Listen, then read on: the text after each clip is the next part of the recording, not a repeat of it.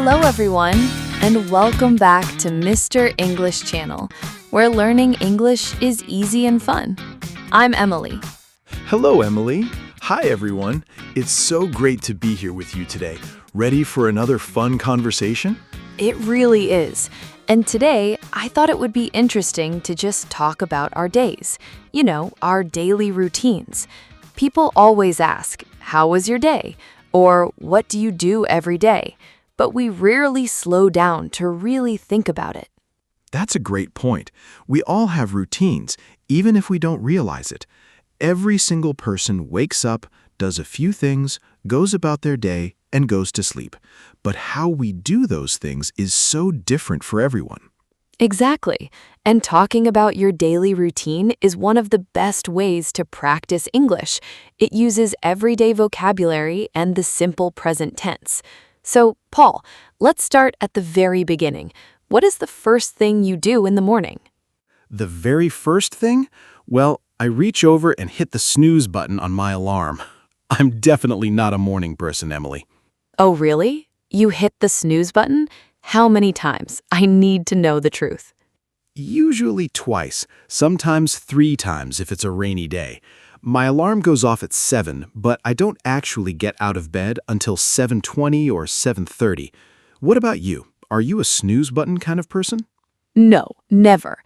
When my alarm rings at 6 a.m., I wake up right away. I turn it off, sit up, and stretch. I actually love the morning. It's so quiet and peaceful. 6 in the morning? Wow, that's way too early for me. I can't even open my eyes at 6. Do you actually feel awake when you stand up? Most days, yes. I open the curtains right away. Getting some sunlight in the room really helps my brain wake up. Then I go straight to the kitchen to make coffee. Okay, at least we agree on coffee. Coffee is absolutely essential, but I can't deal with sunlight right away. I like to keep the lights low. I slowly walk to the kitchen like a zombie. A morning zombie. I can picture that. Do you drink your coffee in silence or do you look at your phone? I look at my phone. I know it's a bad habit, but I check my emails and read the news while the coffee is brewing. It kind of wakes my brain up. Do you look at your phone? I try not to. I really try to leave my phone in the bedroom for the first hour. I like to sit at the table with my coffee and just plan my day in my head, or sometimes I write in a notebook. That sounds very healthy. I wish I could do that, but I always feel like I need to know what's happening in the world immediately. What do you do after your coffee? After my coffee, I usually exercise. I go for a short run or I do some stretching in the living room. It gets my energy up for the rest of the day. Exercise in the morning? You're making me feel lazy, Emily. I prefer to exercise in the evening. In the morning, I just want to survive. After coffee, I jump in the shower. A morning shower is nice too. Do you take a hot shower or a cold shower? I hear cold showers are really popular right now for waking up. Hot. Very hot. I don't understand the cold shower trend at all. Why would I want to freeze in the morning? I need the hot water to relax my muscles. That makes sense. I take a warm shower after my workout. Then it's time for breakfast. What's your typical breakfast, Paul? I keep it very simple. Just some toast with butter and maybe a banana. I don't have a big appetite in the morning. I'm usually rushing because I hit the snooze button too many times. See, that's the problem with the snooze button. It steals your time. I usually make oatmeal with berries or sometimes scrambled eggs. I need a big breakfast to start my day.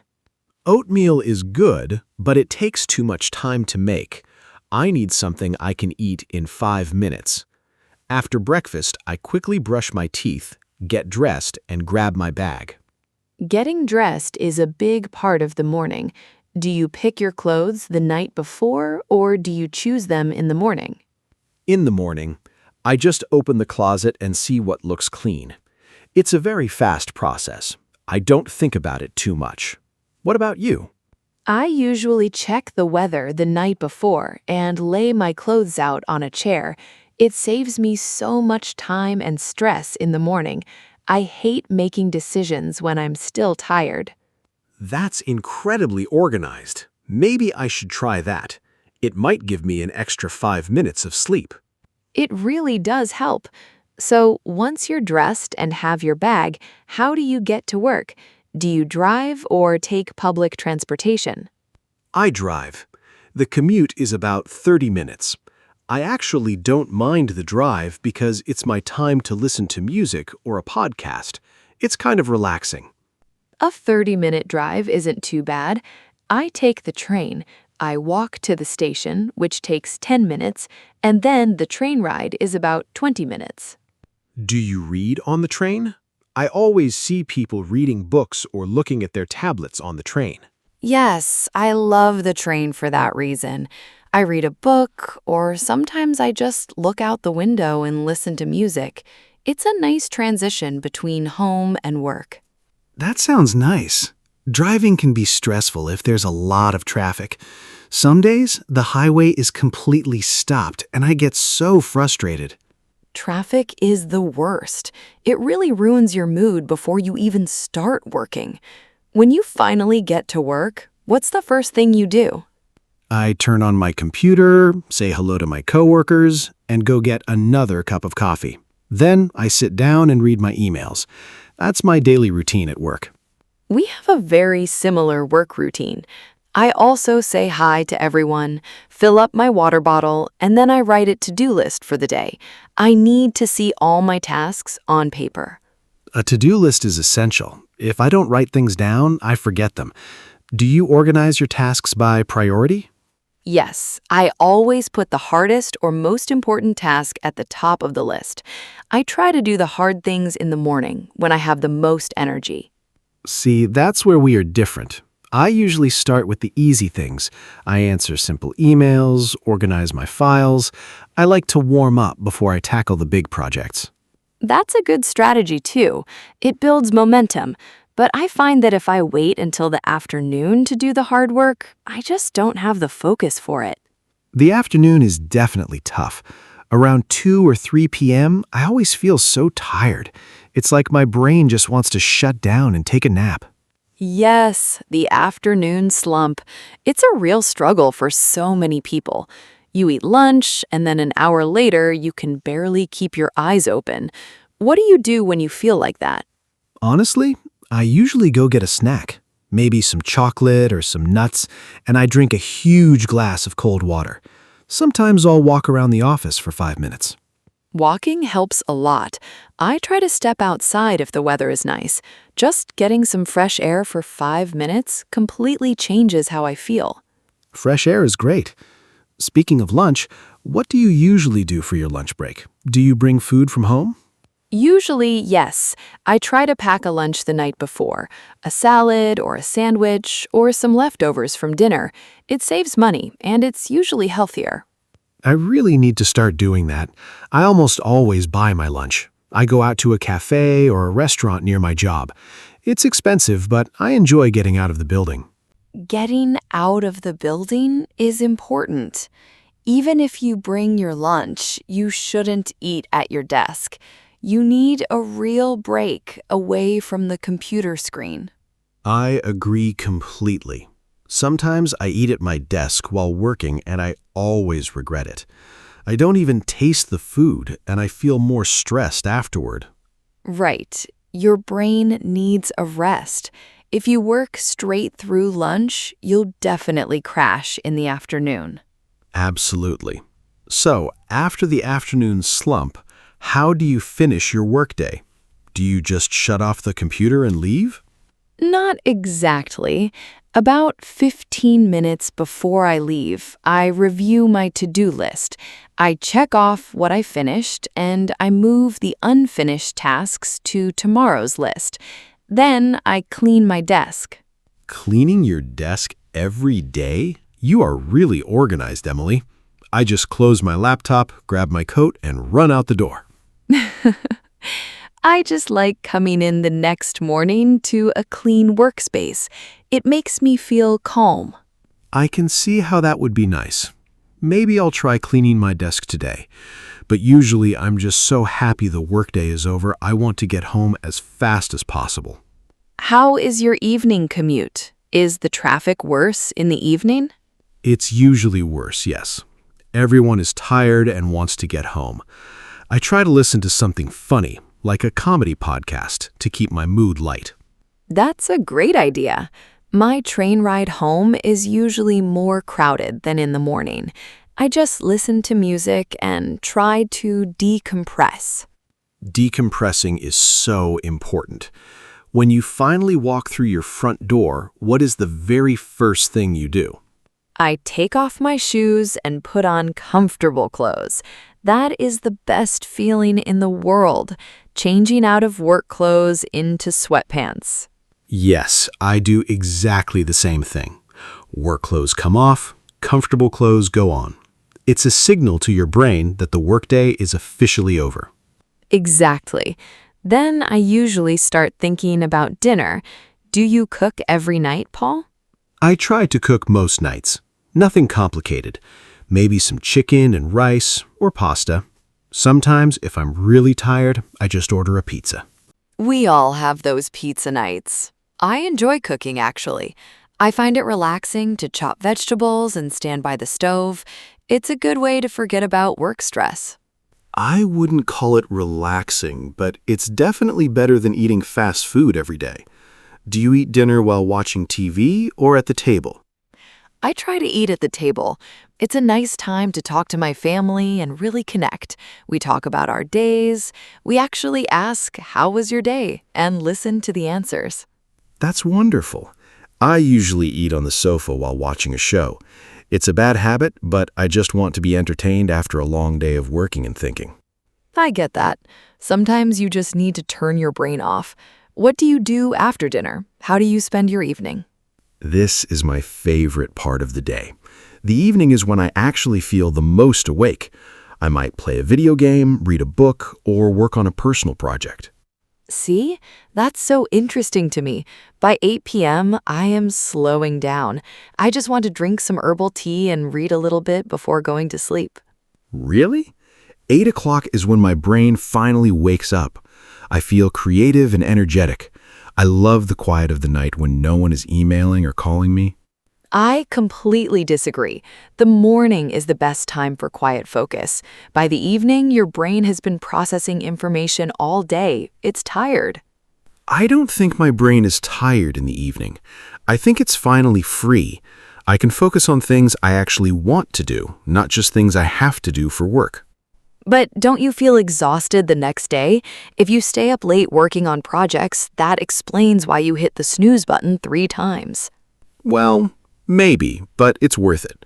I get my best ideas at midnight. The world is asleep and I have total peace. You're missing out on the best hours of the day. I don't think I'm missing out at all. I get that same peace at 6 a.m., and I get to see the sunrise. The difference is, I actually feel rested when I do it. It's just how we're wired, I guess. Night owls like me and early birds like you. I've tried waking up early and it just makes me miserable for the whole day. And I've tried staying up late, and it ruins my next day completely. If you feel good, that's what matters. But I do think a lot of people struggle with their routines because they try to force themselves to be early birds when they aren't. Right. Society kind of tells us that waking up at 5 a.m. is the only way to be successful, but that's just not true. You have to find the routine that fits your energy. Exactly. Speaking of routines, if making English a part of your daily routine is a goal, don't forget to like this video, subscribe to the channel, and leave a comment below telling us if you are an early bird or a night owl. We love reading your comments. It's really fun to see how people from all over the world spend their days. It really is. So, Paul, since you're a night owl, do you have a specific bedtime routine, or do you just fall asleep whenever? I do have a routine, but it usually starts around midnight. I brush my teeth, wash my face, and then I usually watch one more short video on my phone in bed. Oh, the phone in bed. That's the worst thing for your sleep.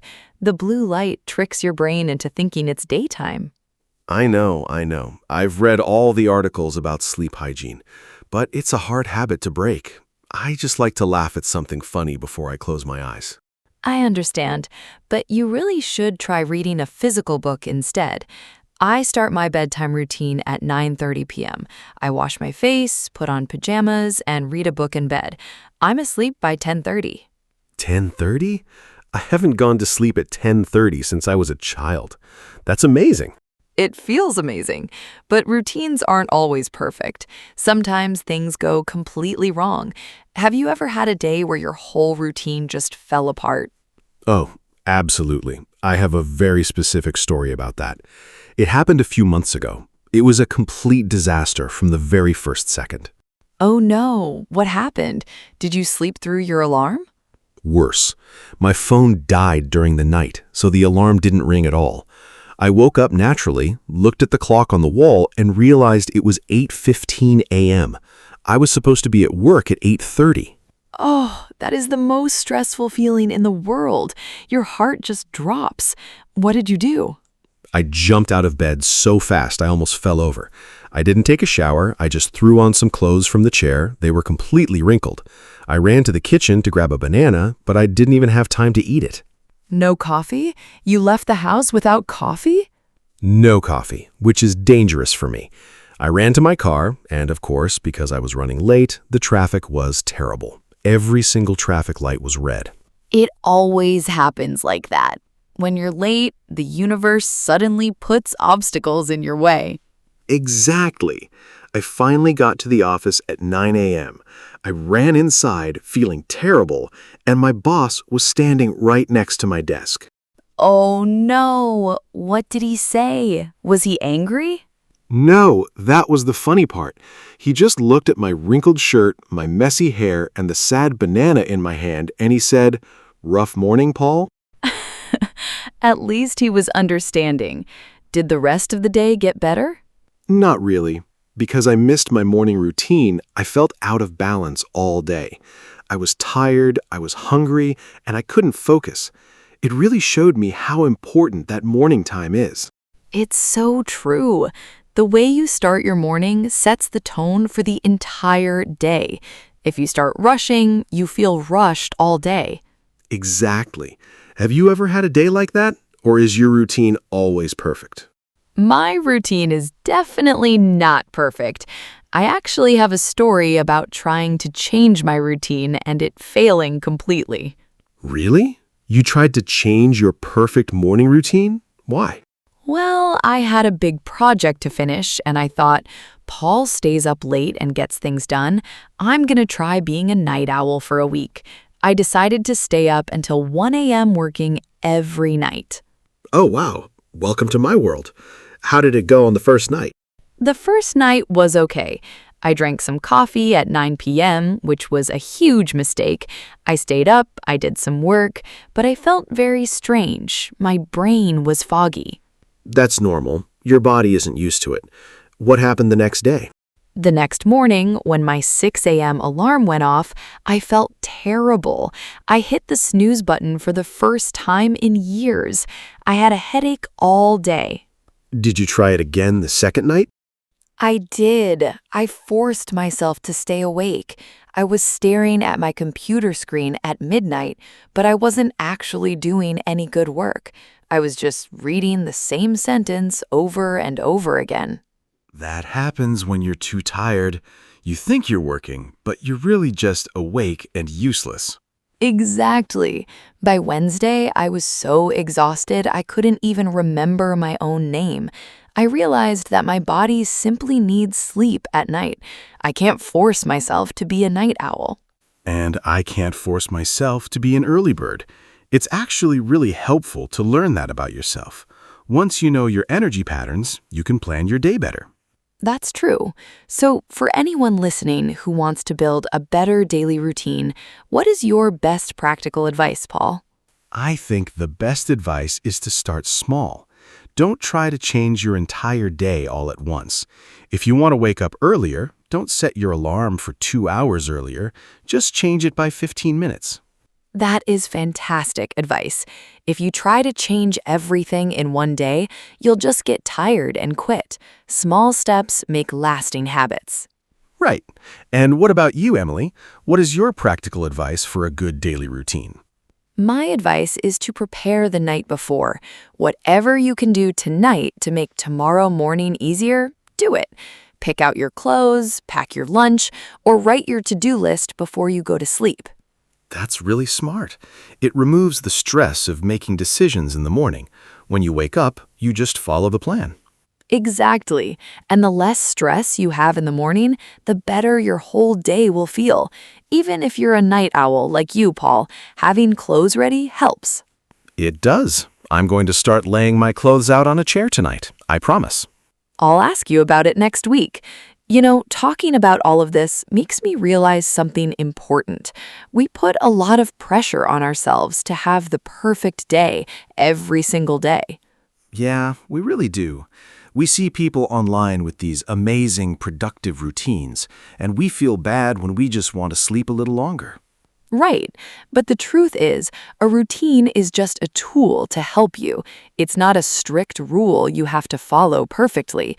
Some days you wake up early and exercise, and it's great.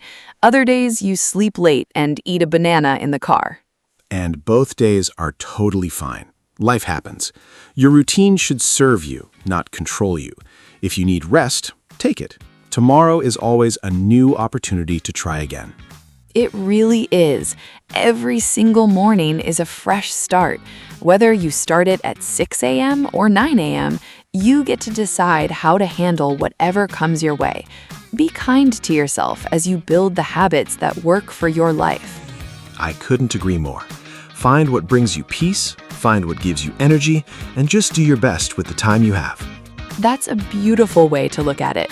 Well, this has been such a fun conversation, Paul. Thank you for sharing your night owl secrets with me. And thank you for sharing your early bird wisdom. It was great talking with you, Emily. Bye, everyone, and have a wonderful day.